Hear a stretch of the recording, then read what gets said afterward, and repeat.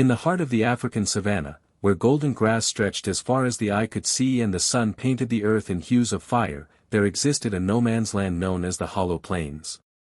It was a territory so brutal, so lawless, that no pride claimed it, not permanently. Yet in this unforgiving land, 10 lions came together, not by blood, but by survival.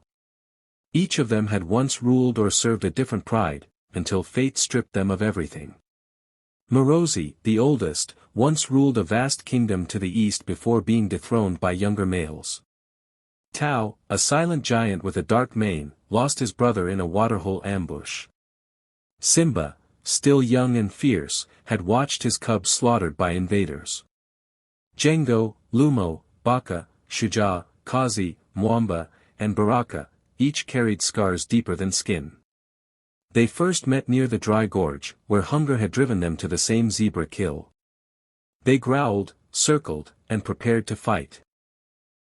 But exhaustion got the better of them. Instead of clashing, they waited, watching each other with caution and strange recognition. In that moment of shared emptiness, a bond began to form. Over time, they realized they were stronger together than alone. They called themselves the 10, and their legend began with a choice, to stand as brothers rather than beasts. For a while, they survived. They hunted together, took turns watching over the group, shared their kills, and respected each other's space. They didn't fight for dominance. They lived like warriors, equal, united by past pain. They drove off hyenas, crocodiles, and rival loners. But peace, in the wild, is always borrowed time. One moonless night, the red moon pride came.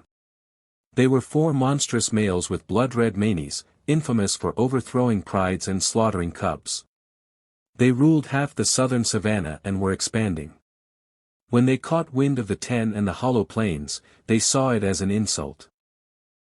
No lion coalition, not even one so large, had ever stood in their way. They came with a promise, leave or die. The 10 refused. The battle didn't begin with roars but with silence. The red manes attacked at dawn, hoping to catch them sleeping. But Morosi had expected it. The 10 were already in position, hidden in tall grasses and among the rocky outcrops. The first red mane, Raga, charged straight into a trap. Simba and Tao ambushed him, dragging him into the riverbed. He fought like a demon, breaking Django's jaw before falling to Mwamba's crushing bite. The death of one red mane only enraged the others.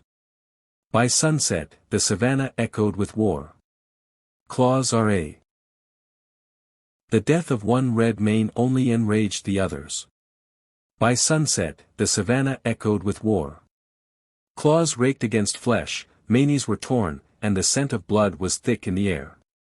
For every strike the 10 gave, they received another. Lumo was wounded in the flank. Baka was gored across the chest. Still, they didn't yield. On the second day, the red manes lured them into the acacia basin, a narrow trench surrounded by thorny trees. It was a trap. From both ends, they charged. The 10 were cornered. But Shuja, the fastest among them, launched over the acacia wall and struck one of the red manes from behind, Tano, the youngest. They fought in a brutal dance of death until Baraka joined, and together, they ended him. But not without cost. Shuja was torn open across the belly. He survived the night, but barely. On the third day, the sky turned gray with dust and vultures circled. The final 2 red manes, Kali and Mundu, attacked with raw rage. Kali found Lumo resting near the waterhole and pounced. They fought viciously, and though Lumo managed to rip into Kali's throat, he died minutes later from blood loss. When Morosi arrived, he found both bodies, locked in death. That evening, the final showdown occurred under a blood-red sunset.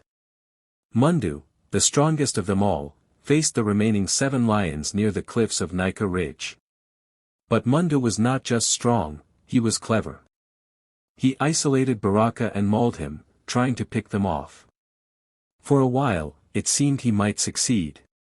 Until Morosi, battered and limping, made his final stand. He lunged at Mundu, sacrificing himself by taking the full blow, giving Tao and Kazi enough time to attack from both sides. The final battle was short but brutal. When it ended, Mundu lay motionless, and so did Morozi. Of the 10, only 6 survived. Baka had succumbed to infection from his wound. Baraka never recovered from the cliff fight. Morozi had given his life. And Lumo and Shuja had died in honor. The 6 who remained buried their fallen comrades, not with dirt, but with memory. They roared at dawn, echoing across the plains, announcing not just victory, but survival. Over time, they didn't seek to rule. Instead, they protected.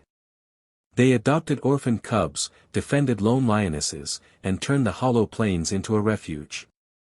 Their fame spread far and wide, not as tyrants, but as guardians.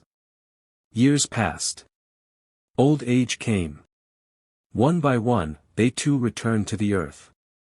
But their story remained, passed from one generation to another in roars, whispers, and wind, of 10 lions who stood together, fought the impossible, and changed the law of the wild forever.